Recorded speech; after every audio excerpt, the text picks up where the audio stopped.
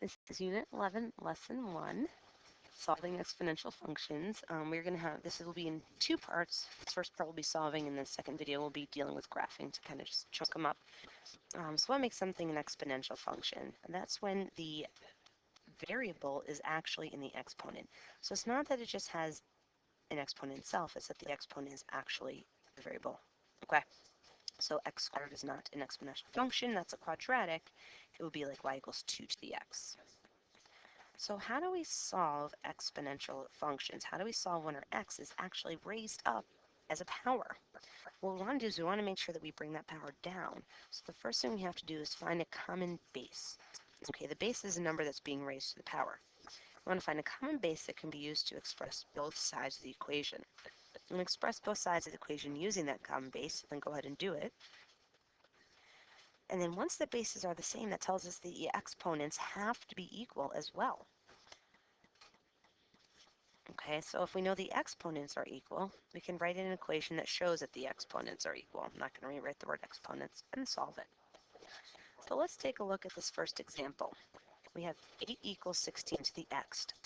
So we want to find a common base. So we want to figure out how we can rewrite 8 and 16 using a common base. So I know that 8 is a power of 2. So I can write that as 2 to the third. And I know 16 is a power of 2 as well. So my common base is 2. Okay, so 8 is 2 to the third. Now 16 is going to be, well, 16 itself is 2 to the fourth, but because I already have an exponent there, I just multiply. So it's 2 to the 4x. Now, since they have a common base, I can just simply set the equations, or I'm sorry, the exponents equal to each other. Okay, so I have 3 equals 4x, and then I solve my x, and I get 3/4. Now, what's cool about these is you can actually plug it back in very easily and check. Okay, if I were to replace 16 with 3 to the 4th power, I could take the 4 through 16, which is 2, raise it to the 3rd power, and that's 8. All right, looking over here at example 2, I have 6 to the 2x equals 1 over 216. So I want to find a common base. So that's where people tend to have troubles. What's the common base? So here's what I say. Start with a smaller base. And first of all, figure out, can you rewrite that using a different base? Can I be broken down and written as power? No. The only factors of 6 are 2 and 3, and I'm not going to write it using two separate bases. Okay? So that means that 6 is going to be my common base. Okay? If the smaller one can't be broken down, then that's your base. So both of them can be written using a power of 6. So I have 6 to the 2x because that didn't change. I now 1 over 216 is the same as 1 over 6 cubed because 6 to the third is 216. However, I don't want to write this as a fraction, so I'm going to rewrite this as 6 to the negative third power.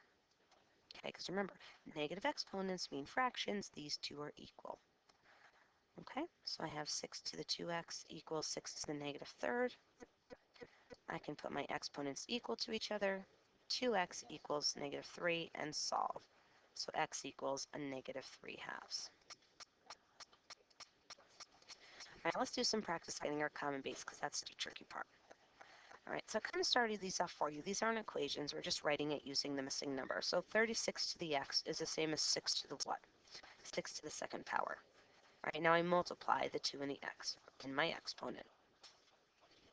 Okay, so these are the same two things. 243 I can write using a common base of 3. Okay, 3 to the what power? Well, it's going to be 3 to the 5th. 3 to the 5th is 243. Okay, so then this, when I simplify, is 3 to the 10x because I'm doing 2 times 5. Right over here, 64 is 2 to the 6th power. Now please be careful over here because I'm doing 6 times x plus 1, so make sure you distribute, and that's 2 to the 6x plus 6. Okay, so if I'm raising a power to a power, I multiply. If I have a binomial on the outside, I need to distribute this 6 through.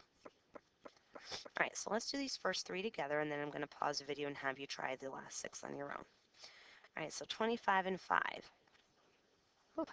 So 5 is going to be my common base, okay, because 5 goes into 25, so I can rewrite this as 5 to the 2x equals 5 to the first. That's that variable, or the exponent. So 2x equals 1, so x equals 1/2.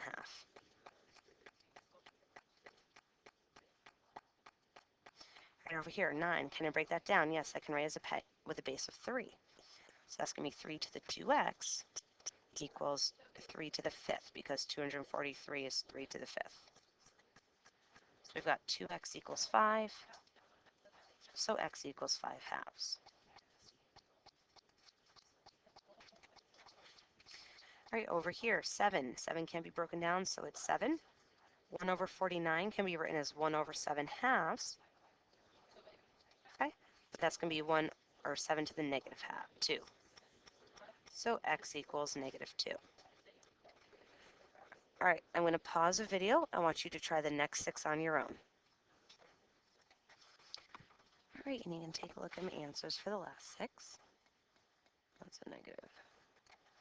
All right, I'm going to move on to graphing, so if you need the time, please pause the video to look at the work. All right, so really quickly, we're just going to talk about the properties of an exponential function graph. So here is your basic parent function, and the base can be any number that's greater than 1, okay? And we'll take a look at what happens if we add negatives in the next video. But here's your y equals b to the x. The domain of the set of all real numbers always. The domain of an exponential function has a set of all reals. The range in the parent is going to be the positives. It's greater than 0, so it's always going to be related to the asymptote. So for this one, the x-axis is the asymptote. So there's always going to be a horizontal asymptote in an exponential. Now it depends, that will change its location if it shifts up or down. And we'll discover that in the next video. From a parent function, the y-intercept is 1. If I move that up or down, that will change. If I shift it sideways, it could change. If I dilate it, flip it. Okay, so just keeping that in mind. So the other thing to talk about right now is the fact that when the base itself is a whole number, it's an exponential, what we call growth. It's going up. As x gets bigger, so does y. If the base is a fraction, it's what we call exponential decay. As x gets bigger, the y gets smaller. All right, and please watch the next video for more practice on graphing.